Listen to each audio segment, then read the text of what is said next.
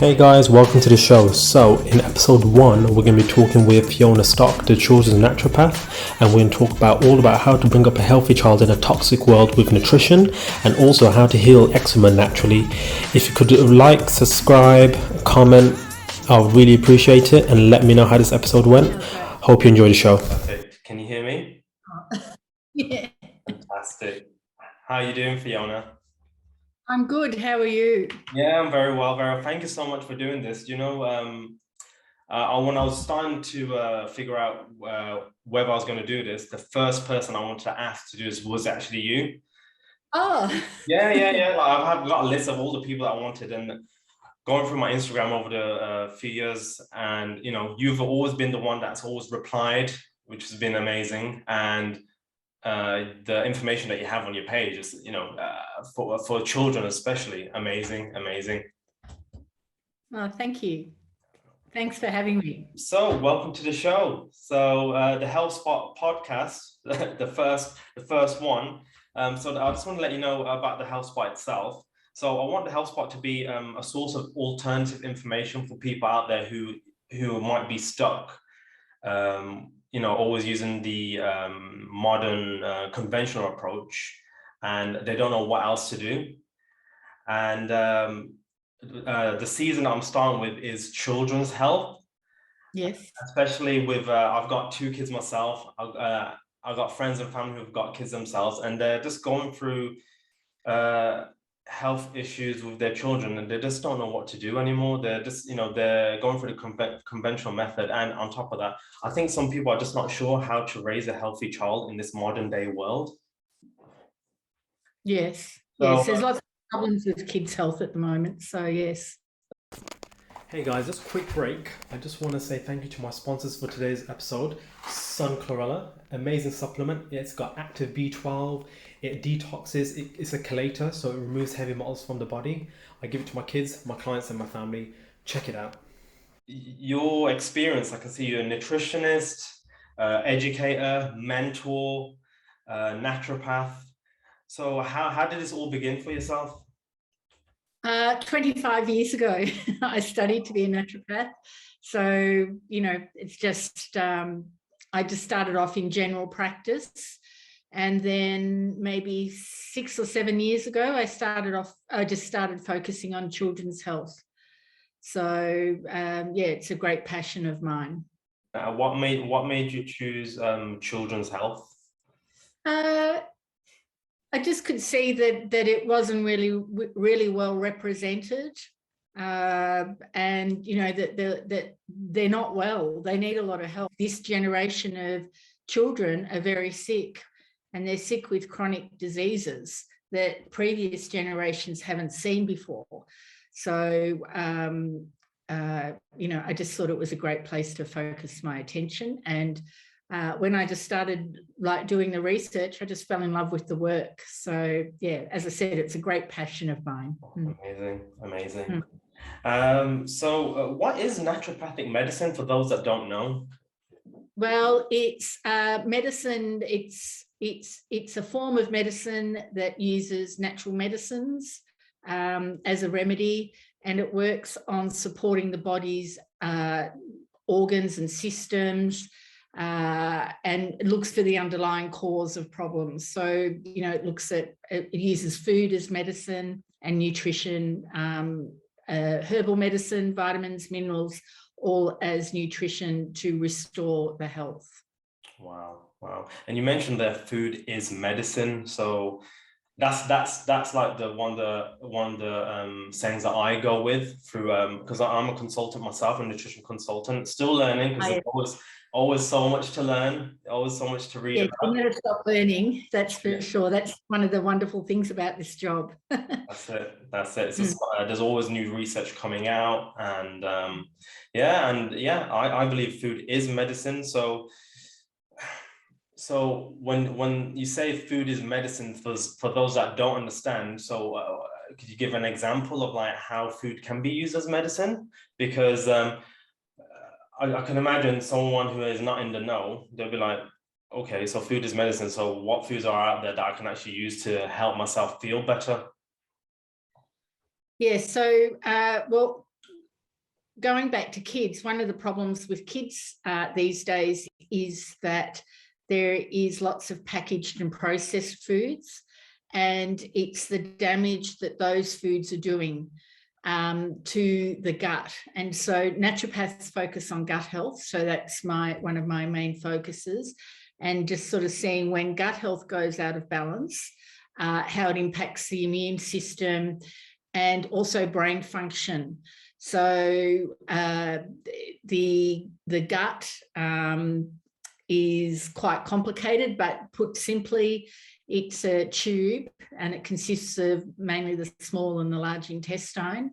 And it's the damage that the food does to those organs, or processed foods with lots of chemicals and sugars, artificial colours, flavourings, and no fibre. It's the damage that those foods do to the gut on the way through. Yeah. And the impact that the damage to the gut has on the immune system and has on cognitive function as well. Yeah, yeah. And there's a lot of talk over the past couple of years about the gut-brain axis, where the gut and brain is connected. So, yes. Did you know when did that come out, or did you know it before it actually came out officially? Because yes, well, naturopaths have always had a focus on gut health and have known about the gut-brain axis, but it's really coming into Western medicine now, which is fantastic. And there's so much research being done on that you know, hopefully in not too many years' time, it will be just normal medicine. So, you know, doctors will be teaching and understanding about the gut-brain connection, the gut immune axis as well. So, you know, hopefully they're going to become more and more mainstream. Hopefully, yeah. Yeah, I mean, I've got a doctor at my workplace. He's a part-time doctor, and you can see slowly, like when I asked him, oh, what have you in medical school, what did they teach you about nutrition? And he was just like, they just taught us about just some vitamins, not to downplay the role of allopathic medicine. It's there for a reason. But imagine if they all knew nutrition alongside the allopathic model. Yes. And, you know, probably realistically, that's not going to happen for the average GP, unless, you know, they're a GP that focuses on nutrition and on Western medicine or traditional medicine. But those doctors are very hard to get into, and they're usually, well, in Australia anyway, they're very expensive. So it can be $300 or $400 to go and visit them if you can get an appointment. Wow. But, you know, that's the good thing about having nutritionists and naturopaths and doctors, is that combined, you know, you can do a lot for your child. So, you know, visiting the doctors, you know, can be life-saving, and as can their drugs. So it's just a matter of trying to get a balance of the two. Yeah, definitely. And what do you think, why do people, is there other reasons why people would go to a nutritionist or a naturopath rather than just going straight to the doctor, other than something not working? In your practice, do you see you know, other different types of personalities in terms of why they come to you? Well, firstly, they might be people that, you know, have had success with natural medicine themselves and seeing a naturopath. And I get a lot of clients that doctors haven't been able to help them. So, you know, the big thing with going to a doctor and getting all the tests is that the doctors and specialists and hospitals are looking for a disease. So if there's no disease, then they can't help. But where we fit in is that we look at where the body's not working properly before it gets into that disease state, look for underlying causes, whether they're what the triggers are that are causing the system not to be working, and work on restoring that. And for, let's say, for example, a parent and they've got a child,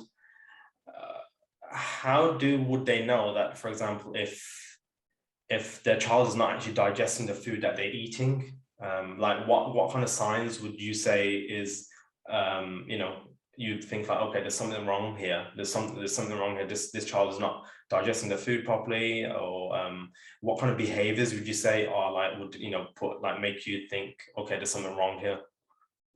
Well, just generally not thriving in general. So their immune function might be poor. They might be catching lots of infections. Constipation is a big one for poor absorption of nutrients. They might not be doing well at school, so they might have poor focus, concentration, that sort of thing, which is all gut related as well. Yeah. So they could have eczema, asthma, anything really that's an indicator that things aren't going as they should. Okay, so it's as if if there's an imbalance of the way they're looking or living, then that can affect basically their well-being day to day.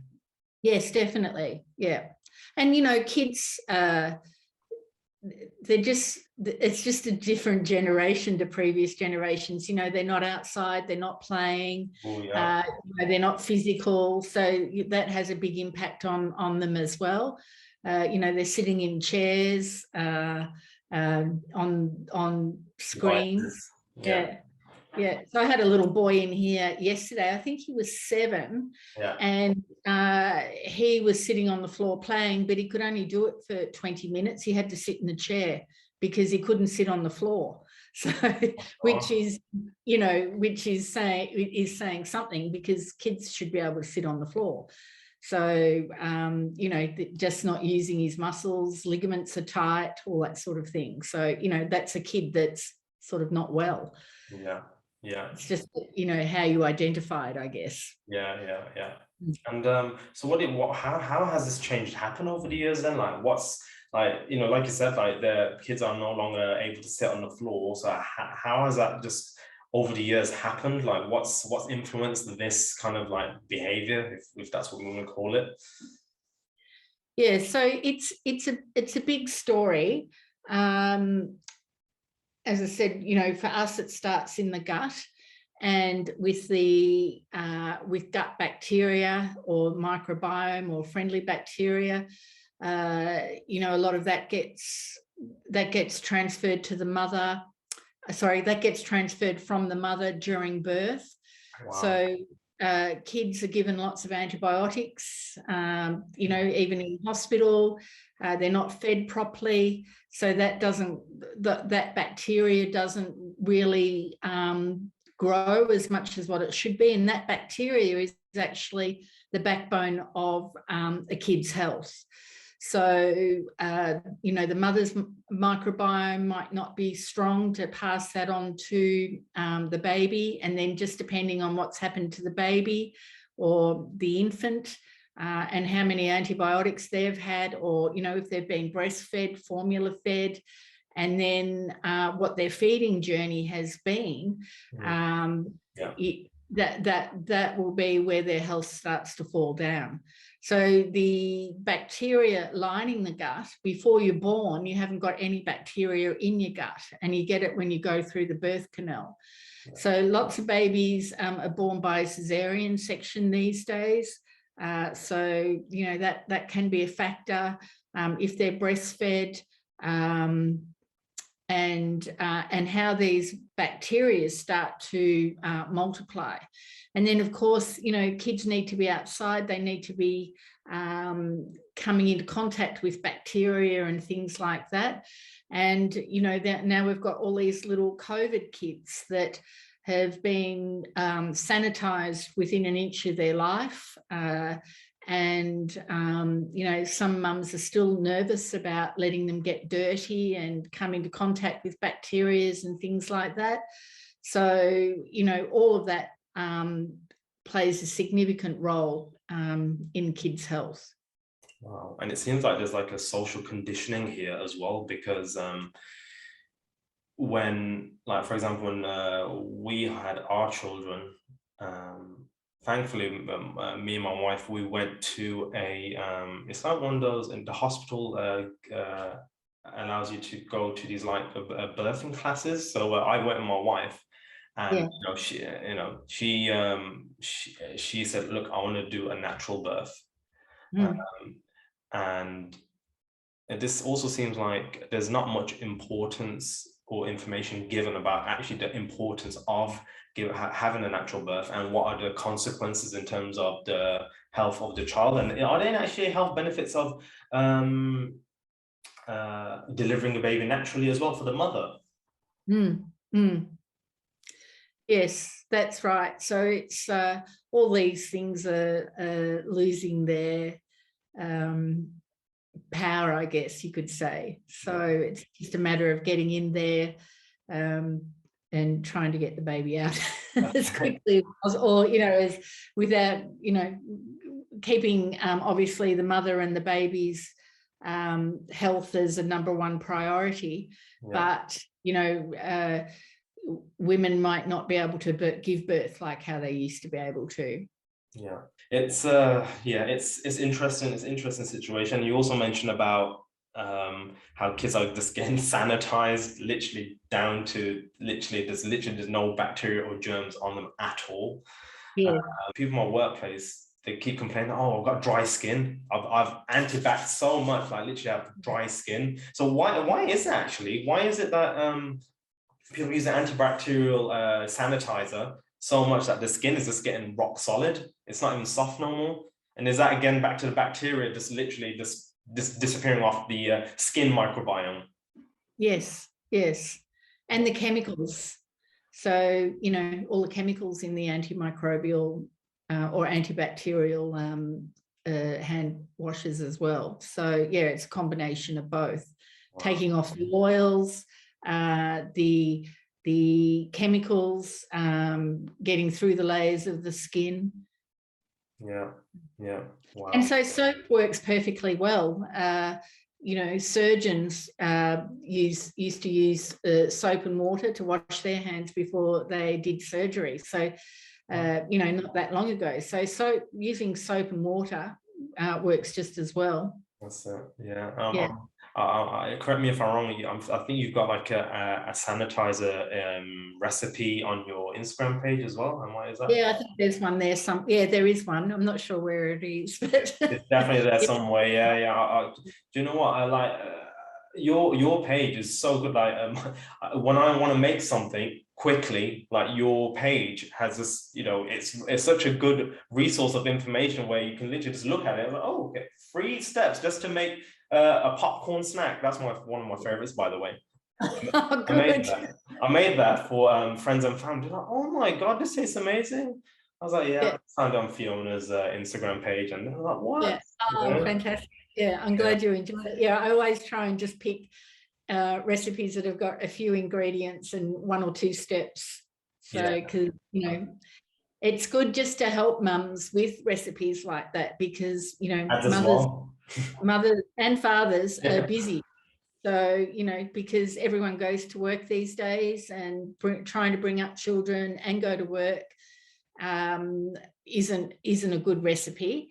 So, and this is where lots is falling down in kids' health as well, is because kids can be a bit fussy.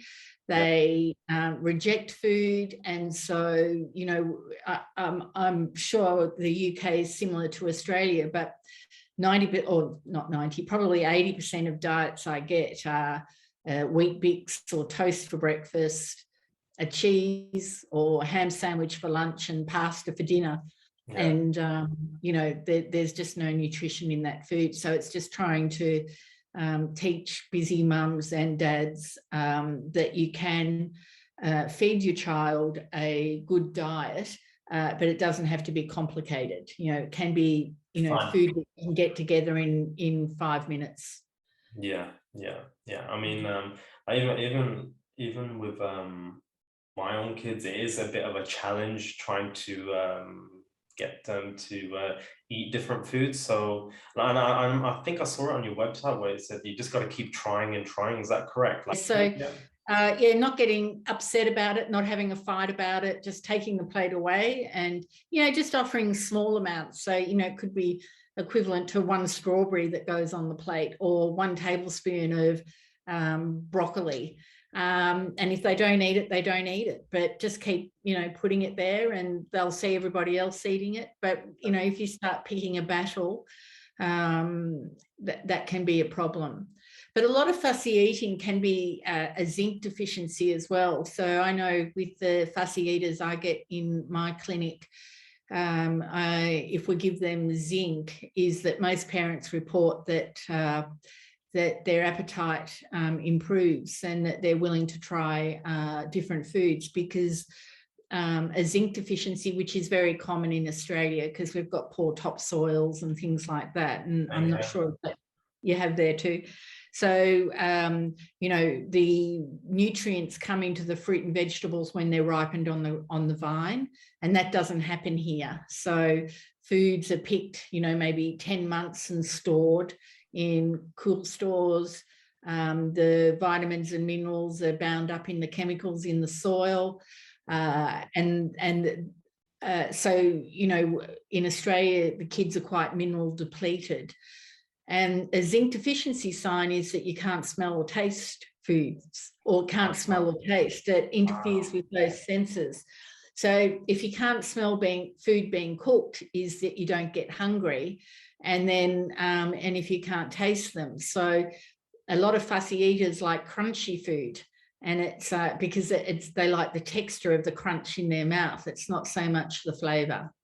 Wow, that's interesting. Very interesting. Yeah. So, how would one know how much zinc to give a child? Like, it's like, is that just trial and error, or because I know some people who just follow the RDA and RDI, yeah, which is just the recommended daily index of vitamins and minerals, but it's the least amount of minerals that you need so that you don't get sick. So it's not the optimal amount.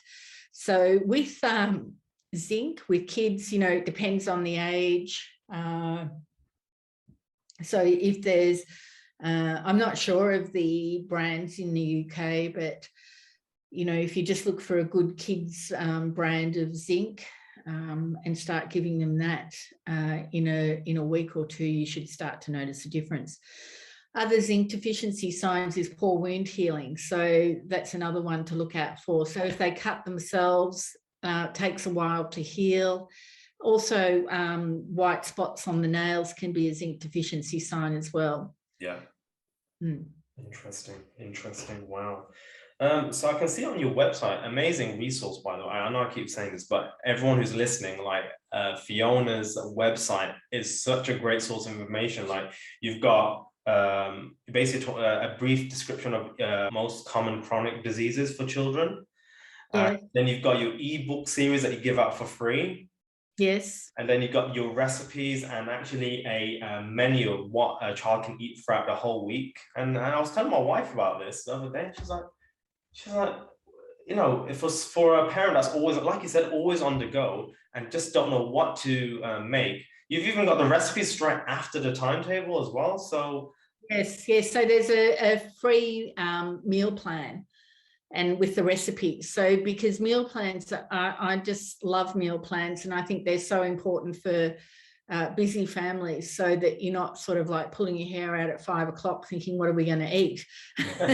So everyone knows what we're eating on Tuesday. So, someone can bring home a chicken, someone can put on the oven, tray bakes are easy, 5 minutes of prep, maybe half an hour in the oven. And also, you can, if you're going to be having a late night the next night coming home from school sports or something, you can have something already prepared that just needs to go in the oven. So it's preparing dinner with tomorrow's lunch is very important as well. Tomorrow's lunch in mind, so that we can get out of the habit of giving kids a cheese or ham sandwich. Well, and in Australia, Vegemite sandwiches are very popular as well, but you would be having Marmite sandwiches. That's right. Yeah. So, you know, giving your kids protein for lunch is very important. So a good protein serving size is the thickness and the size of the palm of their hand. So that's a good measuring tool. So if you're cooking some sausages for dinner, cook some extra sausages, and they could go in the lunchbox. So that, you know, if it's cooler, they could have it in a thermos, so that, you know, they can't wait to get to lunch. Instead of coming home and, you know, half the lunch is still in the lunchbox. Yeah, when you talk about nutrient deficiencies for kids as well, like especially when you've got a snack drawer full of, I like to call it junk, but just like crisps, chocolates, like I feel like mentally, because the kids know it's there, they're just gonna put the dinner aside or lunch aside, they're just gonna go straight into that cupboard, aren't they? Yeah, yep. Because they mentally know it's there. So would you say that it's probably a good idea just to move that snack drawer out of the way altogether? So mentally, it's just like there's nowhere to go. Yeah, well, two things. One is probably get it out of the house, and because no one needs it. But sugar is highly addictive. So it's actually been shown to be more addictive than cocaine. So they can get two mice and they can get one lot addicted to cocaine and another lot addicted to sugar. And the mice that are addicted to sugar will work harder to get the sugar than mice addicted to cocaine. So it's highly addictive. And also seeing it, which is what food manufacturers know why they've got a lot of sugar down at kids' vision height, is because seeing sugar will also light up those addiction pathways in the brain as well. Yeah, there's a reason why. Sorry, there's a reason why they're coloured a certain way as well, isn't it? The bright colours, and you know, so. Yeah, go on. Yeah.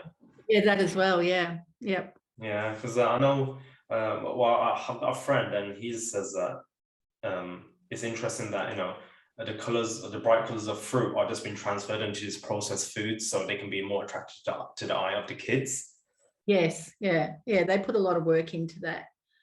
Yeah. And the other thing is that if kids have just been eating sugar all day, starting at breakfast, so, you know, a breakfast cereal might have, you know, 6 or 7 teaspoons of sugar in it. A glass of fruit juice could have another 6 teaspoons of sugar.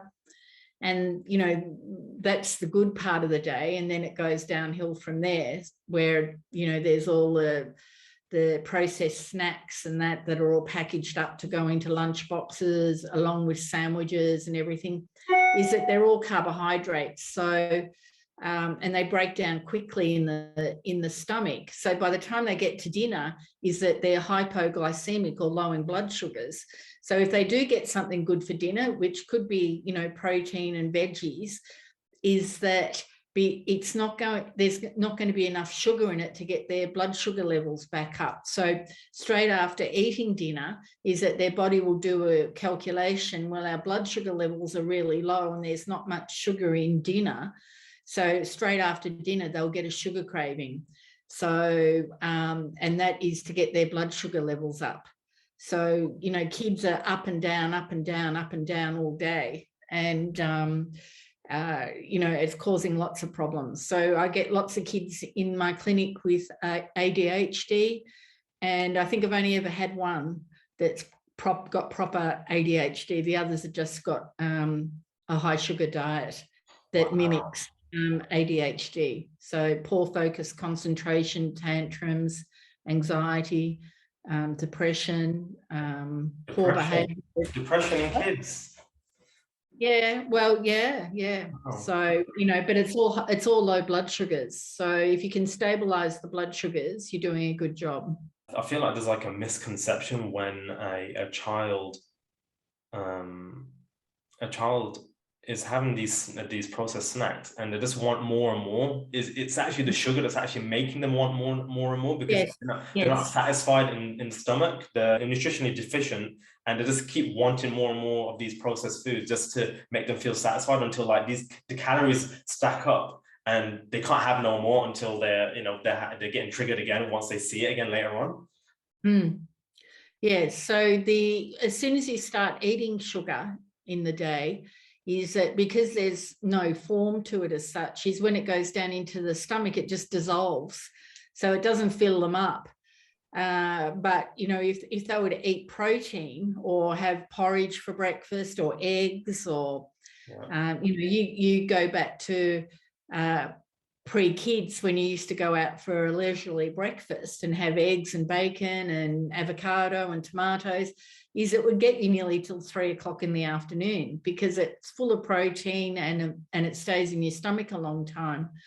But when you eat foods that dissolve, is that you get the sugar hit and then the sugar crash. So it's a double whammy, and then you need to eat again. So most kids are on a sugar roller coaster, and so that has a lot of impact on gut health, because it's feeding bad bacteria in the gut, and they overcrowd the good bacteria, which impacts the immune system, impacts brain function, causes eczema, asthma, you know, whatever really a kid's predisposition to illness is. Wow. And like when I go to the supermarket, when I go with my daughter and we're in the supermarket and go to the cereal aisle, me personally, she knows I'm always going to get the porridge bag anyway, because I'm so used to having it with them.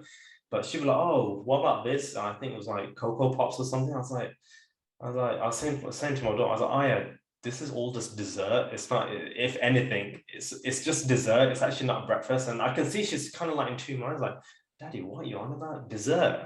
We're in the cereal aisle, but it's like we've been conditioned in a way, like, you know, cereal such as, I don't know, Cocoa Pops, sugar, Shreddies, and all the rest of it. Again, all full of sugar, and it's just as if like, okay, this is like a natural way of living where we literally have to have this for breakfast. This is like the first thing to eat during breakfast time. And and you know, I'm trying to ingrain it into my kids, like, and I think leading by example helps as well. Because, you know, they're like sponges, aren't they? These little. You see, and you know, the average kid could be having 20, 30 teaspoons of sugar for breakfast. And then by the time they get to school, is that their blood sugars crash and they can't focus or concentrate, or, you know, they're just a mess. So getting breakfast is very important for them. Yeah, definitely. And I can see you have a background in working in the food industry. Is that correct? Yes. Oh wow! So did that also help you get into what you're into right now then? Because obviously you focus a lot of food. We talk about food as medicine, but you've got a background in working like in the food industry as well. Yes, so I had a catering business for a while. Wow. And then I did cooking demonstrations, and then I also did food styling for advertisements on television. Food styling, so what, to make it look attractive to the eye? Is that what that is? Yes. Oh. So I did lots of McDonald's and KFC. No way. Yeah. So it was very hard to get those hamburgers to look good. Took about 6 hours to build one hamburger. You wouldn't believe what went into it. Oh my gosh. So it's interesting because you know, now you're a nutritionist, a naturopath.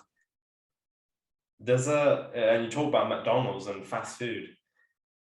Why? I remember seeing an image where they did a comparison of like a burger meal from McDonald's and like a natural food, how the natural food rots and the burger meal doesn't. And that's down to the preservatives, right? That's down to the preservatives in the food. So for those that just don't get it, like why is that like something that actually should stand out to people, that the McDonald's meal doesn't rot, but the natural food such as like salad, vegetables and fruit does rot? Why is that important to know? Well, it's all the chemicals in the food that's preserving it, basically. And I've seen pictures of that too, where they've had a McDonald's hamburger for a year that hasn't really degraded much at all. So there's probably the sugar, and the sugar is helping to ferment it. and the chemicals. So, I mean, and those sorts of foods are okay to have every once in a while. It's not about, being really strict with the diet all the time. But if you can get them, at least get the main food, the main meals right, or get it right 80% of the day, then kids can have some cake or, whatever they want to have. That's right. It can be a treat. You can make, the bad foods like a treat as well, as long as you're consuming the right foods most of the time. Yes, exactly. So, you have to find that balance. Otherwise, it just makes it easier. But once you start getting the main meals right, getting the balance of protein on the plate, and the carbohydrates with it, is that it does fill kids up and they do want less sugar. So, that's the important thing to keep in mind. I can imagine that will take a bit of work as well from the moms and dads. If a child is not eating healthy for a while and they're always on the sugar, I can imagine the brain and the child's like, oh, the sugar is going to taste so much better than this chicken. And it will change from the day that you start. So just recently, I got a message from a mother who had two boys with ADHD, and she had a consultation and she made a breakfast that I recommended the next morning, and she sent me a text message to say, I can't believe the boys are sitting down quietly and there's no noise in the house. So that was she had the consultation the night before, and she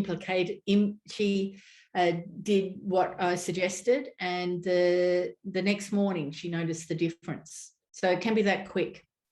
What is the difference between naturopathy and nutrition? Is nutrition is also the food, and is naturopathic medicine literally like the vitamins and minerals that you give as like supplements? Is that how it works?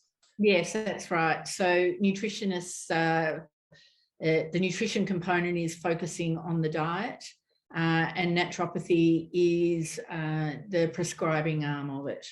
For people that don't know, what is eczema? So eczema is similar to dermatitis, so it's a rash on the skin. And from a naturopath's point of view, eczema is a gut problem. So it's usually caused by a food intolerance, usually to dairy or to wheat and gluten. So removing those foods can, for a period of a couple of weeks, you can see if you can notice some differences. So the large intestine, or the colon, is where 80% of the immune system is situated. So when these foods go down into the gut, is that they can trigger the immune system.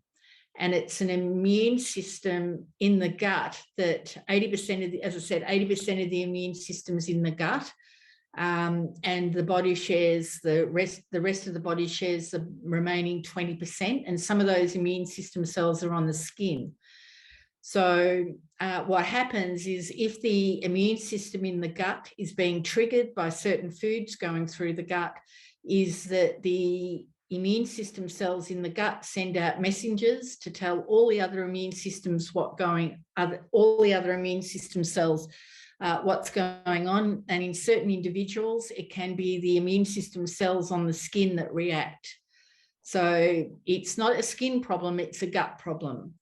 So similarly, it could be that they get asthma, which is the immune system cells in the bronchioles reacting. So, or their immune system could fall over and they start catching everything that's going around. But usually we work on the eczema as it can be a histamine problem, but it comes down to being a gut problem. Is that majority of the time, or sometimes, or it is what it is? It's definitely a gut problem. Is that what you're saying? Yeah. Wow. It's a gut problem. Yeah. It's not a skin problem. Yeah. So Interesting. it can, the times that it could be a skin problem is if you're applying lots of creams to the skin, where it does activate the immune system on the skin. If you're using lots of petroleum-based products or, perfumes, lots of the creams and that you apply onto the skin have got fragrance, which is chemicals. And there's lots of chemicals in the creams as well. So, that those chemicals go through the skin, through the layers of the skin into the bloodstream. Yeah. So then you've got those chemicals and toxins in the bloodstream, which isn't good. So it's not good to apply. It's definitely good to avoid anything that's got fragrance written on it, because the companies that fragrance is considered to be a industry secret, so you don't have to disclose what's in it. So when it's got fragrance on the ingredients list, you don't know what chemicals are in it. But, a lot of these creams can have, 20, 30 chemicals in them. And when you apply those to the skin, they go into the bloodstream. So it's, a good organic olive oil can be, you can apply that to the skin with some essential oils after the bath, and that can be enough to moisturize the skin. Yeah. But, trying to avoid those chemical-based creams is important. Yeah. So the eczema is an inflammatory condition. So inflammatory is where the immune system is caused by the immune system, and 80% of the immune system is in the gut. And on my website, you can there's lots of information on the gut there, and about the gut wall, how it's paper thin, how it joins together like a jigsaw. And you want the jigsaw to be nice and tight and to stay strong. Once it comes apart, food particles and toxins and other things leak through the gut wall into the bloodstream. And as they go through the gut wall, that's when they trigger the immune system. And that's what can cause eczema in some individuals. Wow. Yeah. And I can see, and is that for adults as well then? It must be the same for adults then as well. How different is it for adults? Because I've got friends who's got eczema, and like they're putting on steroid creams, and it just, once they stop using the steroid, it just comes back stronger.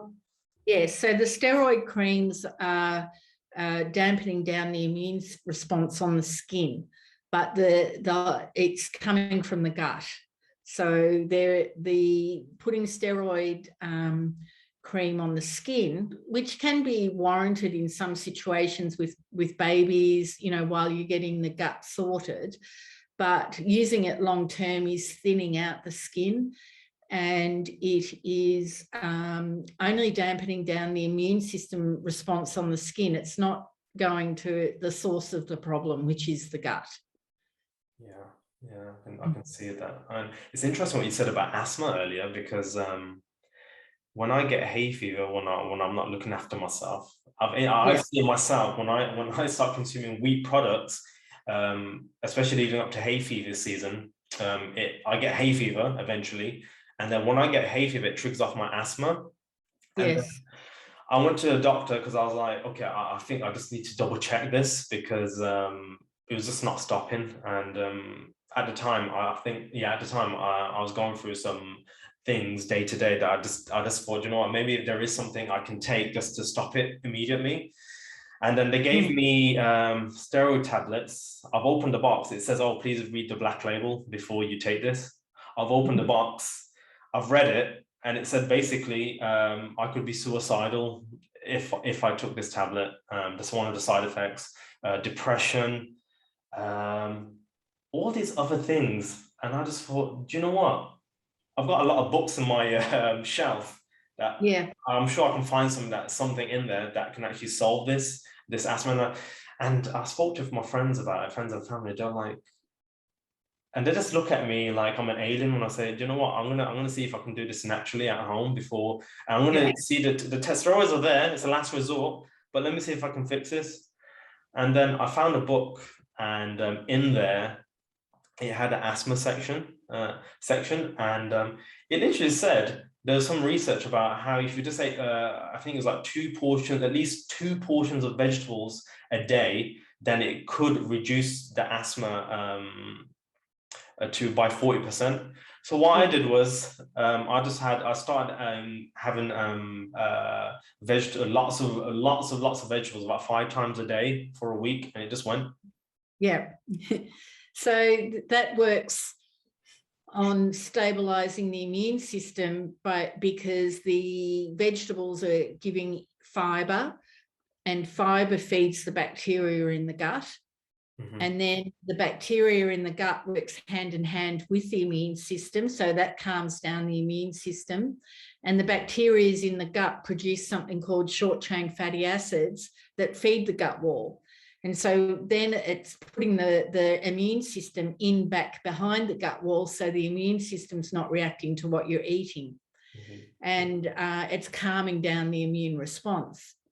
And so what happens is that when you're inhaling pollens around springtime, it's the immune system that's overreacting to what you're inhaling. That's right. But it's again, once you calm down the immune system in the gut, where 80% of it is, then your immune system won't be so reactive to hay fever. That's right. So you could be doing probiotics. Bone broths are very good too, because bone broth restores the gut wall. Zinc is good, vitamin C. Yeah. General immune stimulants, or nurturing the immune system, just calming it down, feeding it before you go into that season, so that it doesn't overreact. Okay, fantastic. And going back to the eczema, so like, why do a majority of kids get it compared to like adults? Because when my uncle saw the eczema on my daughter years ago, a couple of years ago, my daughter's only 4. He said, "Oh, I used to get it, but it just went away as I went into adult." And for some people, from their point of view, they're like, "Well, they didn't change their diet or anything." So how does that work then? Is that just a maturing immune system? Is that what it is? Well, has he got anything else going on now? Yeah, no idea, to be honest. I guess no idea. So that people say that having the immune reacting on the skin is a safe place to have it, rather than, eczema can develop into asthma. But, the reason why kids have got it more so now is when I was a kid, I don't think in my whole school, I don't ever remember anyone having eczema or asthma. Maybe one kid with asthma, but, everyone was pretty healthy, really. There was probably one overweight kid. It's just the immune system weakening. And it's the diet, not being outside, not getting bacteria from nature, exercising, all those sorts of things. It's just excess chemicals. So, there's so many more chemicals now that kids are having to deal with, that are sprayed on foods. And then, general household chemicals, environmental chemicals, electromagnetic stress, the list goes on. The food's not as nutritious.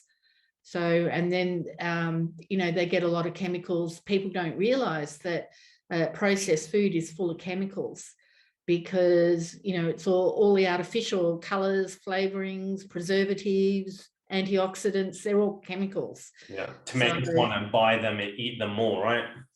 Yeah, so, kids can be eating lots of chemicals every day, and these chemicals are tested individually to see that there's a safety, thing with people, humans, but they're not checked when they put them all together.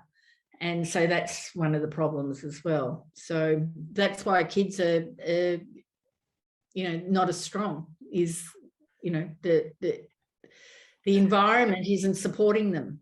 Yeah, and it's almost as if when you talk about testing these chemicals, they're testing these chemicals individually and they put it all together, and they haven't actually checked what's going to happen putting all these chemicals together. So technically it's as if our kids are being experimented on in that way, where let's just see what happens, and if there's a medical issue, then there's a doctor for that. Is that how you think it's been seen, or is that just well, it could be a big experiment. I'm not sure. yeah. But it's not going so well. So what can parents do to stop? Well, I think we've already covered it really. What can parents do to relieve eczema naturally, as the conventional medicine doesn't work? So we spoke about steroids, how it makes it come back. And so would your answer be is literally work on the gut health of the child? That's the best thing to do. Yep. So lots of kids, the main food that they eat every day is wheat, gluten, and dairy. So it's cheese, breakfast cereals, bread, pastas. So start to change that around and bring in more whole foods. Meat, vegetables, that sort of thing. So as I said, as we've mentioned, there is that meal plan that you can download. It's got all the recipes with it as well to help you get started. But meal plans are a good place to start, and start removing wheat, gluten, and dairy out of the diet. And probiotics can be helpful as well. So if you go to a health food store, there may be probiotics there that are specifically designed for skin health. So I think the LGG is a really good one to look for. And fish oils can be good too, because fish oils are anti-inflammatory. So just some fish oils, some probiotics, and making changes to the diet, you could see changes within a week Interesting. But I've noticed in the probiotics, like they have like a number of strains, like there's 1 million, there's 5 million. Like how does one, is it just like testing the waters? Because presuming these kids have no probiotics at all in them. So moving them around can be good. If you feel like your child gets worse on probiotics, which could happen, and then there's a histamine problem going on, but it all comes back down to gut health. So probiotics, bone broths, and changing the diet, fish oils. So cod liver oil is really good. And probably the best one to get in the UK would be the Nordic Naturals cod liver oil for kids. Yeah, that's the one that I use on my kids as well. It's not cheap, but for the quality of it is probably the best round. So it will have naturally occurring vitamin D and vitamin A in it for the immune system and for skin health. And their oils haven't been heated. So that's one of the differences with paying more for fish oils. You could get a cheap multivitamin and it's probably not going to do much damage, but if you get an inexpensive fish oil, it could do more damage or more harm than good. So the Nordic Naturals, the oils are very clean. They don't have mercury and things like that in them, and most importantly, they haven't been heated.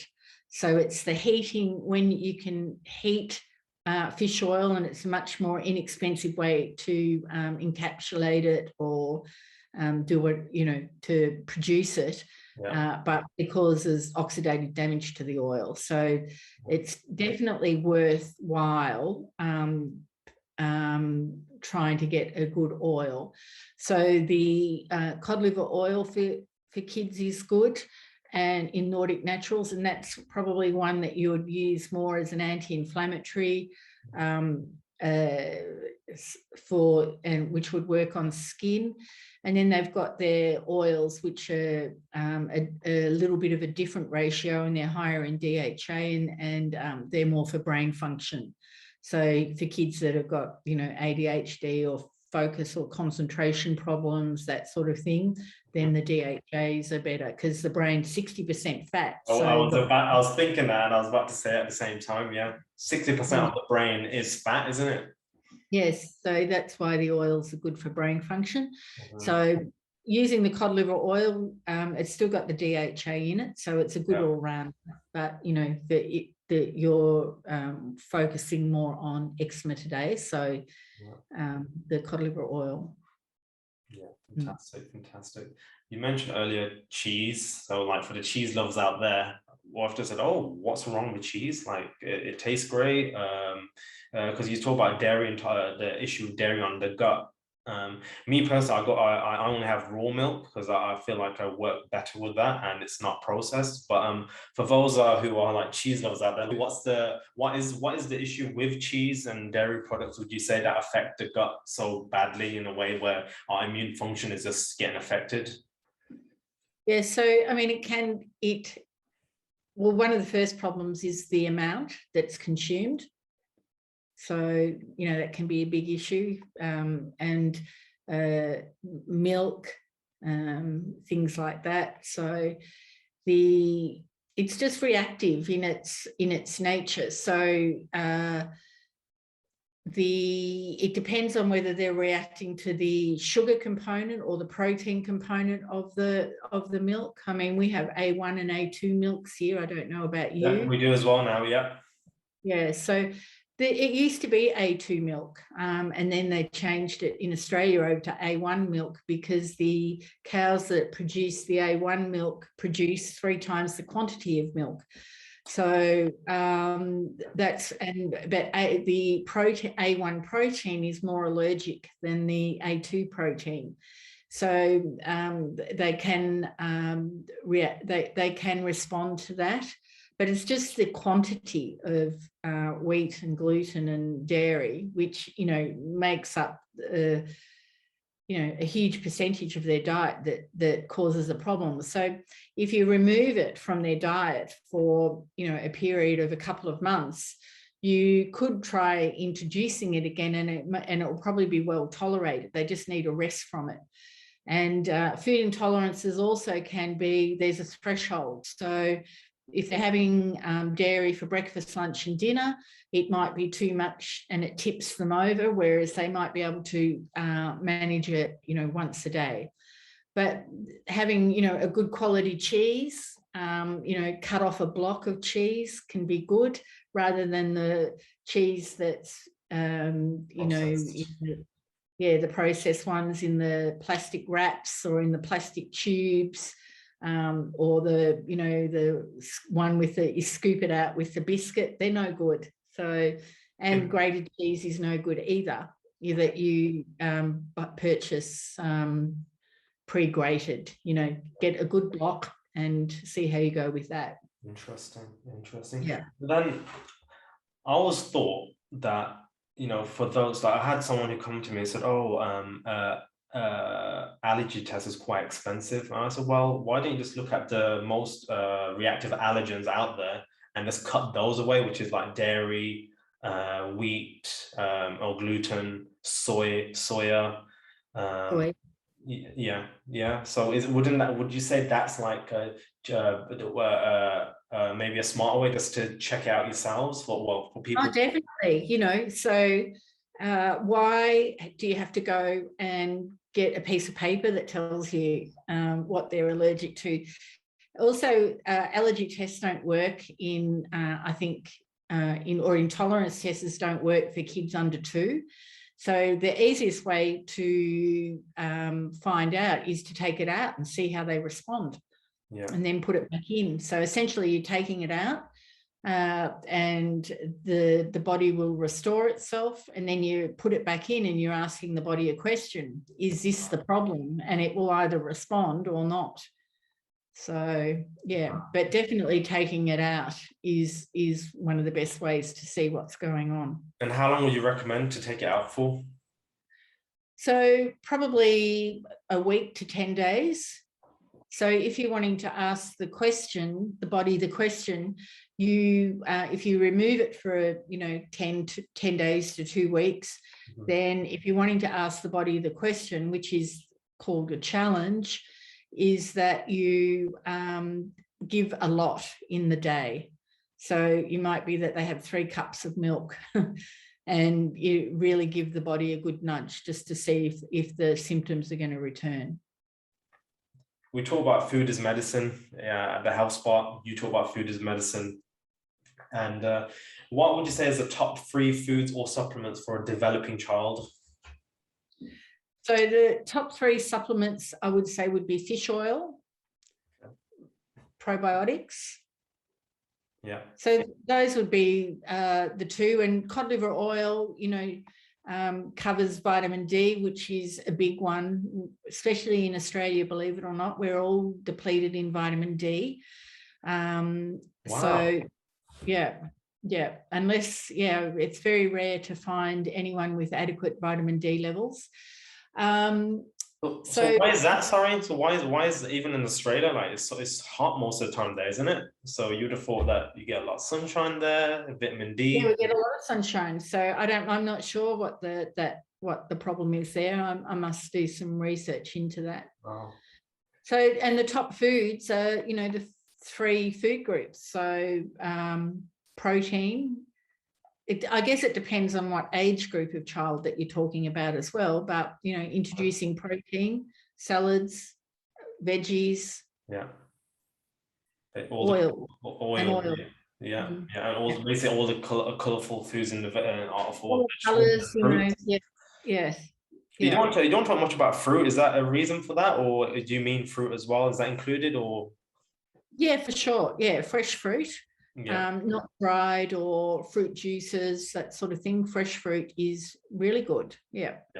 Fantastic. Most kids love it because it's it's sweet, so they're getting their natural sugars from that. Yeah, my kids, they love well, my eldest, she loves pomegranates. My youngest, she's quite good in terms of, she just dates, strawberries, blueberries, everything, but try to mix it up just so they get a variety of different fruits all the time. Yes, that's good. But it's like when we talk in nature, all these fruits aren't always available. So do you think that's not a thing we should just be consuming, like not too much, but enough as a snack, for example, in terms of fruit? Do you know what I'm trying to say? Like some people say that, well, in nature we had to, like, it was all seasonal, but now we have fruits available all the time. We just go to the supermarket and we just pick it out and there we go. So do you think we should be having it seasonally? What's in season? Yeah, I think it's good to having seasonal food because, one, it's usually inexpensive, so that it's easier to be able to afford those foods, and you're buying local food as well. Fiona, thank you so much for accepting my call, my messages. You've been very kind to me. For having me. Yeah, it's been amazing. No problem at all. And I really hope the information that we spoke about today can help others to make better decisions on the healthy living of their child. Where can everyone find you? Whether it be social media, if you've got social media, I know you've got social media, so if you want to tell everyone where they can find you online or. Yeah, so I've got a website called The Children's Naturopath, and there's lots of free resources on there. So have a look and download as much as you like. I'm on Instagram, so it's the .children's.naturopath. Yeah. And so they're my main two, yes. There's a free mini series that goes over, I think, 6 days. So it covers skin, brain, immune function, natural medicine. I'm signed up myself, so I know about it. Yeah. So, there's classes you could do, there's consultations, there's lots of different things to choose from. Fantastic. That's great. Fiona, thank you so much for giving up your Sunday just to speak to little old me all the way from UK. Thank you for having me. It's been lovely to talk to you. Likewise. Thank you so much, and I hope to speak to you soon. Okay, take care. Bye.